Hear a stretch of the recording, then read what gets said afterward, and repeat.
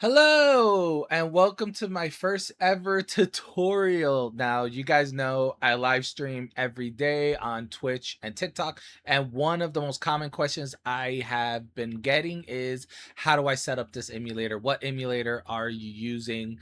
And yeah, so I decided to make a tutorial series on how to set up and install emulators. So the first emulator we're gonna explore is the RetroArch emulator, which is the emulator I commonly use for most of my old school classic live streams, and the one that I'm currently using for my Shining Force series live streams that I do Monday to Thursday. So yeah, let's go to how to set up RetroArch.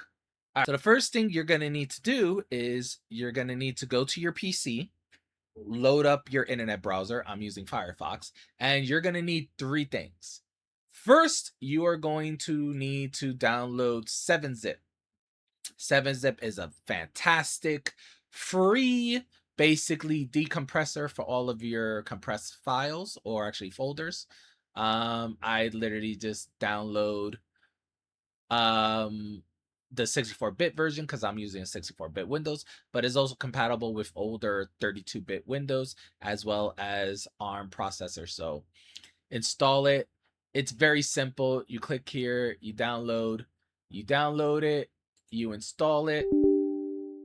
It's basically going to tell you for security reasons, blah blah, right here. See, install, and you are good to go. Now the second thing you're going to need is you're going to need RetroArch. So you're going to go to the RetroArch website. You are going to click on the download button, and you are going to download the RetroArch that is supported by your operating system. It could either be Windows, Mac, Linux. RetroArch is supported by a wide range of operating systems. So actually, yeah, since I'm using Windows 11, I downloaded the installer, but you can also download the portable version. I just did the installer because it's easier, but portable version works too. I just recommend do not installing it to your C program files. Install it anywhere else except for there. But yeah, if you're on Linux, it also has Linux, Haiku, Raspberry Pi, Android, iOS, Apple TV, and of course Mac, and of course consoles like the Xbox Series consoles or the PS Vita, PSP, PS2, PS3, PS4, Switch, Wii U, Wii, GameCube, 3DS, 2DS, as well as Steam itself, and of course another of handheld stuff. The consoles, they will need to be jailbroken, obviously, with custom firmware. Official firmware is not supported. But once you install RetroArch, you are going to open RetroArch for the very first time. And you're going to get a menu like this. One of the first things you need to do is you basically need your emulators. Because how are you going to play games without emulators? So you're going to go to settings. You are going to go to update. Actually, no, it's not in settings. You're going to go to online updater. I am sorry. You're going to go back to your main menu and online updater. And you're going to go to core downloader. And these are where you're going to download all of the cores, which are the emulators that RetroArch uses. You're just going to click on each one by one, or just find the ones that you want. I just downloaded them all. You can just click on it and it will download. You'll see a little in the bottom, left-hand corner. And yeah, pretty much install one by one. It has them all from Atari to Nintendo, Commodore, DOS. It even has DOS box for the old school DOS games. But yeah, literally download them one by one. Obviously, Nintendo, it has 3DS support with the latest Azara as well as the older Citras models. The latest Citras they have is 2018. Then they have Citra, which I believe was the latest one before it got canceled. It has DS with Desmu, Melon DS, yeah, Noob DS, Game Boy Color, all of that. NES, Super NES, N64, Virtual Boy, GameCube, Wii. It doesn't have Wii U, but because Simu is like standalone. But yeah, it got them all. Philips, Quake, obviously Sony PlayStation is in here. Sega, we got the Dreamcast emulator, which uses Flycast. Sega CDs, Sega Genesis right here.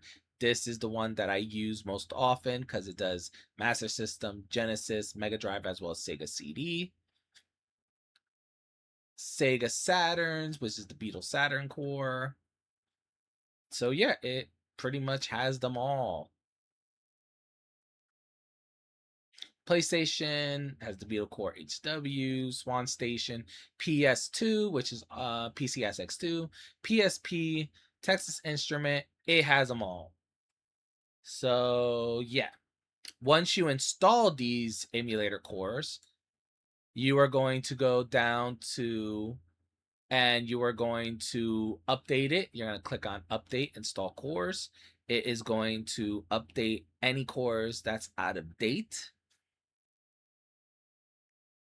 And it's just going to go one by one. The more cores you have, the longer this is going to take, obviously. Then you need to download the system files required. So you're going to download those. And yeah, you are just going to download each and every one of them. As you can see, the progress bar is in the bottom. And the more things you click to download, the slower it will be. So like right here, if I click on, downloading cores, you could download, see, it'll download all the system cores, and you just pick the ones that you want. On-demand thumper downloads, thumbnail downloads. I actually have this on, even though it takes a while. And then you would want to click on update core info files, update assets, update controller files, update cheats, update database, update overlays, and update slang shaders. You're going to need to update these one at a time because it does restart RetroArch every time. Every time you basically update something, it will restart RetroArch, so it's recommended that you do these one at a time.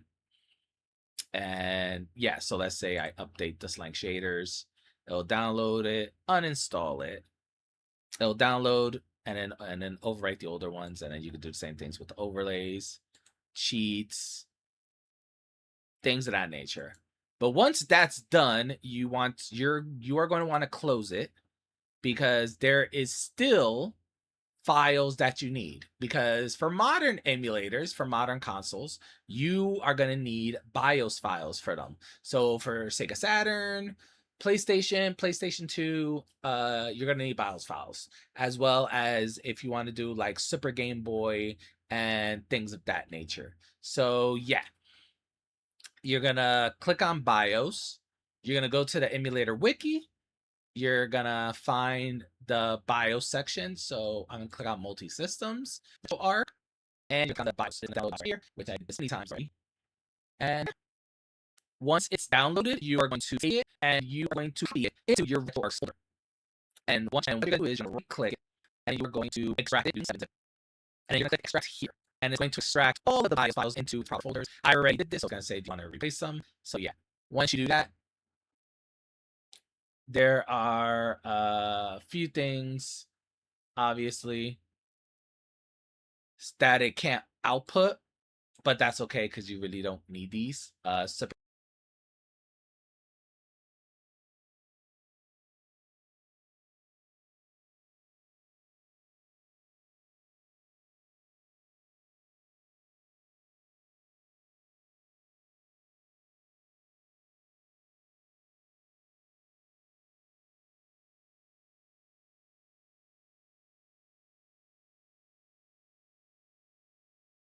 Game Boys 1 and 2. And yeah, that is it. Once you do that, RetroArch is completely set up. And now we are going to load our ROMs. So what I like to do is, instead of loading your ROMs and cores individually, that could take forever, I like to make a playlist, which is called import content. So I'm going to click on playlist and I'm going to click scan directory and I'm going to tell it where to scan. So I have my folders in external hard drive. That's like 8 terabytes. And yeah, it's going to take a while, but yeah, see, let's do, so let's do, Nintendo Game Boy, right? I click there, I click scan directory, and it's going to scan that entire directory and find any games that is compatible. And it's literally going to look through them all. Which I should have picked one that didn't have a lot, because this is going to take a while. But yeah, it's going to scan every single game that I have for the regular Game Boy. And I have quite a bit of them. So I have quite a bit of them. All right. So once it's done, we are going to go all the way back. And as you can see, it created a playlist for actually Game Boy. So now we are going to,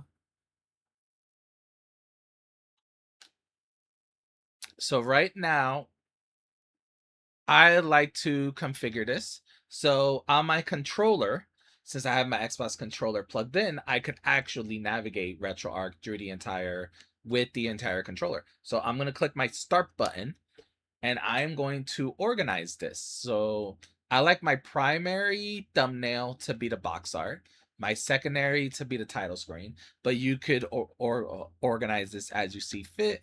My sorting, I like to do it in alphabetical order. And this is what's very important. Default core basically means every time I click on a game, what emulator should I load it up with? So we're going to click on it and we are going to find the Nintendo Game Boy emulator. Now, for me personally, the best Game Boy and Game Boy Color emulator for me is Same Boy. It is the most accurate. It has the best compatibility. It is an overall the best emulator. So that's what I always pick. So that's what we're going to click. And that's it. Once we go back and we load a game, we're going to click on run and boom, it's going to load the emulator and right there. Now, here is the thing. So there's a few things here I kind of done, but as you could see, it loaded up Super Game Boy because I have it set to the Super Game Boy BIOS. As you can see here, we are going to go to, so you are going to click either escape or your center button, and this is going to give you your options menu. You're going to go to core options, system, and as you can see here, it is going to say what emulated model you want to use. I used the Super Game Boy, obviously, because I wanted Game Boy games that took advantage of the Super Game Boy attachment. Use it. But if you don't want to, you could literally just click on any Game Boy model you could think of, either the Game Boy Pocket, the Game Boy Color, anything. Or basically you could just let it auto detect. And obviously, if you wanted to detect the Super Game Boy model, you have to make sure it's connected to Super Game Boy. I like the Super Game Boy because a lot of games were enhanced, so it gave it like enhanced visuals, enhanced audio. As you can see here, it has the little Game Boy, metric here. Obviously for games like Pokemon. So So let's close it up really quick. And let's say we wanted to play like Pokemon. Pokemon Red, Blue, and Yellow, Gold, Silver, Crystal, the goats. The goats of the OG era, right? So we're going to look for Pokemon here.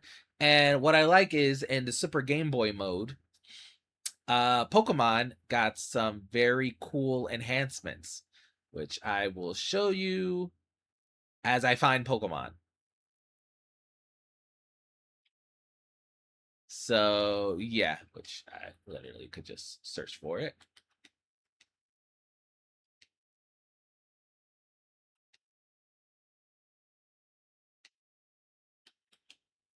So yeah, see like Pokemon, it's Super Game Boy enhanced. So when I click on it, as you can see, for Pokemon Red, Blue, and Yellow, we get borders, and each Pokemon game has their own special borders. So yeah, that is how you set up RetroArch. That is how you set up RetroArch, guys. Thank you so much for watching. Any questions, you could comment below and I will gladly answer them. And yeah, you could catch me live streaming every day on Twitch and TikTok. I will have those informations down below. Have an awesome day, guys.